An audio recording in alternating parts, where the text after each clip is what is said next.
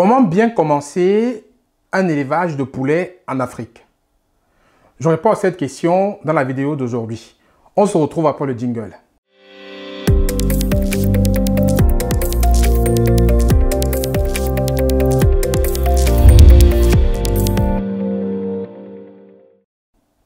Bonjour à tous et à toutes, je suis Franck Kenyé. Je reçois des questions de plusieurs personnes qui me demandent comment démarrer en aviculture ou comment démarrer un élevage de poulets. Dans la vidéo d'aujourd'hui, je vais te donner les principales étapes que je pense par lesquelles tout le monde doit passer pour pouvoir réussir à faire un projet en aviculture ou en élevage de poulets qui marche. Mais avant cela, je vais te rappeler déjà qu'il y a le groupe Telegram qui commence à avoir beaucoup de monde, que je t'invite toi aussi à rejoindre, dont il y a les liens pour rejoindre le groupe Telegram en description de la vidéo. Si tu es de la diaspora, il y a un groupe pour toi. Si tu résides en Afrique, il y a un groupe pour toi. Donc, n'hésite pas à rejoindre ces groupes-là, cette communauté où je partage beaucoup plus de choses que sur la chaîne. Et je pense qu'il y a beaucoup plus de contenu que sur la chaîne pour que tu sois vraiment quelqu'un de bien formé pour pouvoir te lancer. Donc, rejoins cette communauté sans plus hésiter. Les liens sont en descriptif de la vidéo. Et aussi, si ce n'est pas encore le cas, si tu n'as pas encore pris ta place pour le programme validé qui est de comment gagner 1000 € en 30 jours, je t'invite aussi à réserver ta place à cette formation qui va démarrer très bientôt dans les prochains jours. Il n'y a plus beaucoup de place. Réserve la tienne pour faire partie de l'aventure et comprendre aussi toi comment tu peux gagner 1000 € en 30 jours. Valider un programme de 4 semaines accompagnant toute personne cherchant à lancer une entreprise florissante. L'objectif du programme est de valider son idée, lancer son activité et gagner 1000 € après les 30 premiers jours. Ce programme est organisé par Fonken, entrepreneur et coach business. Le lien est en description de la vidéo. Et bien entendu, n'hésite pas aussi, comme tous ceux qui l'ont déjà fait, de télécharger tes cadeaux gratuits. Il y en a plein qui sont en description de la vidéo. Va dans la description, tu fais ton choix. Il y a plusieurs cadeaux. Je pense qu'il y en a 4 ou 5 que je t'offre gratuitement pour te permettre de te lancer aussi. Ceci étant dit, je vais te partager les étapes que moi je pense par lesquelles chacun doit passer pour pouvoir se lancer en toute tranquillité et en toute sécurité dans l'élevage des poulets ou même dans l'aviculture en général sur le continent africain. Je t'invite à rester jusqu'à la fin parce que la quatrième et la dernière étape est très importante et surtout à laisser un pouce si tu es d'accord avec ces étapes-là et de partager la vidéo au plus grand nombre de personnes pour qu'ils puissent en profiter. La première des choses que tu dois faire quand tu veux te lancer dans l'élevage avicole ou de poulet, c'est déjà de choisir ton créneau. Ce créneau ira avec les objectifs. Parce que tu sais, dans l'élevage des poulets, par exemple, il y a plusieurs créneaux qu'on peut faire. On peut se concentrer sur les poulets de 1 jour, on peut se concentrer sur les poulets de chair, on peut se concentrer sur les poulets de ponte en fait. Il y a plusieurs créneaux. On peut se concentrer seulement à produire les œufs sans les couver. Donc en ayant les parentaux qui vont, qui vont produire ces œufs-là. Donc il faut déjà choisir ton créneau par rapport au créneau dans lequel tu te sens plus à l'aise par rapport à ton objectif. Il y a des créneaux qui sont plus rentables rapidement et qui sont certainement plus risqués. Comme il y a d'autres créneaux qui vont prendre un peu plus de temps à ramener un peu plus d'argent. Donc la première chose que tu dois faire, c'est déjà définir ton objectif. Qu'est-ce que tu veux exactement faire?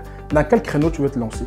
Si c'est l'aviculture en général, est-ce que tu veux faire des cailles? Est-ce que tu veux faire du canard? Qu'est-ce que tu veux faire exactement? L'élevage de poulet déjà nécessite beaucoup de réflexion parce qu'il y a tellement de créneaux qui sont présents. Il faut que tu choisisses le tien pour te documenter efficacement. Donc première chose, c'est de choisir ton créneau et fixer tes objectifs que tu veux avec le créneau que tu auras choisi. La deuxième chose à faire, c'est de faire une étude de marché. Étude de marché dans la zone dans laquelle tu veux t'installer ou dans le pays dans lequel tu veux t'installer. Parce que l'aviculture et l'élevage de poulets, c'est un domaine qui est très complexe. Et si tu n'étudies pas bien ton marché, il y a de fortes chances que tu te plantes. Étudier le marché, c'est déjà au niveau de l'offre et de la demande. Quelle est la qualité de l'offre, la quantité de l'offre et la tendance de l'offre dans le pays dans lequel tu veux t'installer. Au niveau de la demande, est-ce que c'est facile d'avoir en fait les poulets pour les élever? Est-ce qu'il y a une possibilité rapide de pouvoir avoir des sujets ou c'est compliqué? Après, de te renseigner si ce secteur, le secteur dans lequel tu veux te lancer, c'est un secteur monopolistique, ça veut dire qu'il y a des personnes qui ont le monopole de ce secteur-là. Si oui, comment tu peux faire pour travailler avec ou peut-être essayer de te positionner vis-à-vis de ça? Ensuite, il faut que tu regardes aussi la législation. Qu'est-ce qui est applicable si tu veux peut-être te lancer dans les poulets de 1 jour, peut-être dans les couveuses ou peut-être dans l'importation des souches? Qu'est-ce que tu dois faire? En termes de législation, qu'est-ce que tu dois couvrir? Un autre point aussi, il faut que tu vois ce qui est transport, ce qui est coût sur place, ce qui est coût de vente des poulets finis en fait. Tu dois comprendre en fait tout ce marché-là. Donc je répète, le marché au niveau de l'offre et la demande. Le marché au niveau du monopole, où il n'y a pas de monopole dans le secteur dans lequel tu veux te lancer. Le marché au niveau des prix qui sont appliqués. Au niveau de la législation, au niveau des transports. Donc tu fais une étude de marché complète, comme si tu lances un projet autre que l'agriculture. Ça répond aussi à ça. Donc deuxième chose à faire avant de te lancer, pour risquer de te planter, c'est de faire une étude de marché dans le pays ou dans la ville dans laquelle tu veux te lancer. C'est très important parce que prenons l'exemple par exemple que tu vas faire ton élevage de poulets dans une zone où il n'y a pas de transport, une zone qui est isolée, une zone où il n'y a peut-être pas d'habitation. Ça va être compliqué pour toi de pouvoir vendre et tu dois devoir estimer ses coûts de transport en plus sur le coût de revient de ton poulet. Ce qui va te rendre forcément plus cher que les autres qui sont à proximité des coins de distribution. Donc réfléchis bien, fais ton étude de marché. C'est une étape qui est très importante après avoir choisi ton créneau pour savoir dans le domaine dans lequel tu vas pouvoir exercer et comprendre comment il fonctionne dans le pays dans lequel tu veux te lancer. Par exemple, au Cameroun, qui est là où moi je fais mon élevage, avoir des poulets, avoir des souches, c'est très compliqué. Donc on a préparé ça, on sait comment maintenant on fait face, mais on avait compris ça avant de se lancer. On sait qu'avoir les poussins pour les élever, ça prend du temps, c'est compliqué. Donc du coup, c'est quelque chose qu'on a intégré dans notre plan d'exploitation, dans notre plan d'affaires. Donc à toi de voir dans le pays dans lequel tu veux te lancer, intégrer ces contraintes-là que tu ne pourras que comprendre quand tu auras étudié le marché.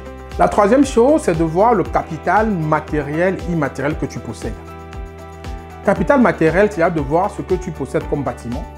Ou si tu n'as pas de bâtiment, combien va te coûter le bâtiment que tu vas construire par rapport, rappelle-toi de l'objectif premier qui est ton créneau. Faire un bâtiment pour une couveuse n'est pas pareil que faire un bâtiment pour le poulet de chair. Faire un bâtiment du poulet de chair n'est pas pareil que faire un bâtiment pour les poulets qui font la ponte, les poulets de ponte. Donc, suivant le créneau que tu vas choisir, il faudra que tu vois le capital que tu as, le capital matériel en termes de ressources matérielles, de bâtiments soit déjà un, de ressources sur place, tu as déjà des personnes qui peuvent t'accompagner. Donc, fais un premier bilan sur ce capital matériel. Ensuite, tu fais un bilan sur le capital immatériel que tu vas avoir en termes de compétences que tu as, en termes de compétences sur le domaine dans lequel tu veux te lancer. Et si ce n'est pas le cas, forme-toi. Il faut te former parce qu'il y a aujourd'hui une palette de connaissances gratuites sur ce secteur-là. Donc, tu peux bouffer de la connaissance gratuite, bouffer des choses sur Internet. Il y a plein de domaines en fait déjà qui sont sur Internet avec des informations qui sont déjà très bien, de base, qui sont gratuites. Donc, avant d'aller plus loin, pour avoir les capacités matérielles de pouvoir le faire, par nos capacités immatérielles, fais ton bilan.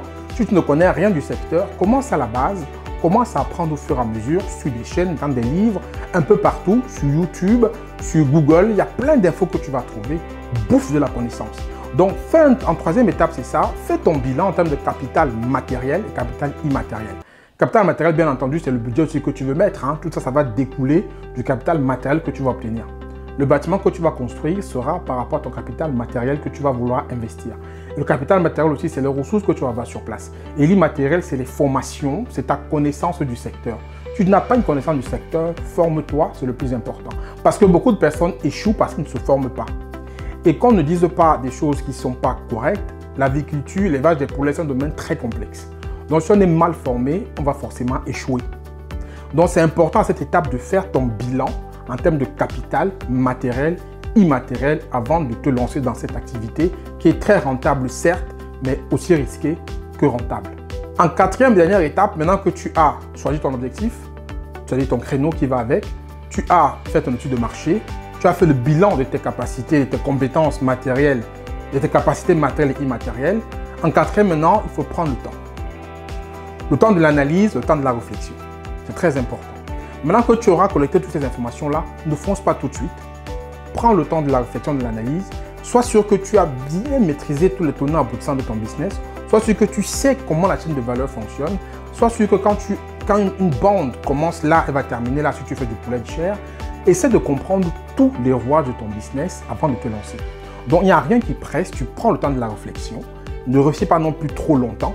Mais quatrième étape, c'est très important qu'il faut dire, il faut prendre son temps, analyser, réfléchir, compiler toutes les informations que tu as collectées dans les précédents éléments et prendre tes décisions. Donc voilà les 4 étapes, en fait, les 4 choses que tu dois faire impérativement si tu veux commencer dans l'élevage des poulets ou dans l'agriculture en général.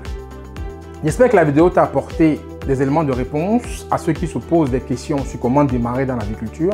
Il y a 4 étapes qui sont très importantes que je viens d'expliquer dans cette vidéo. Je t'invite à partager la vidéo au plus grand nombre de personnes pour qu'ils puissent en profiter. Et n'oublie pas aussi de t'abonner à la chaîne si ce n'est pas encore le cas. Et surtout d'activer la cloche de notification pour ne louper aucune vidéo qu'on va publier ici. C'était Franck Kenyé. Je te dis à très bientôt dans une prochaine vidéo. Ciao, ciao.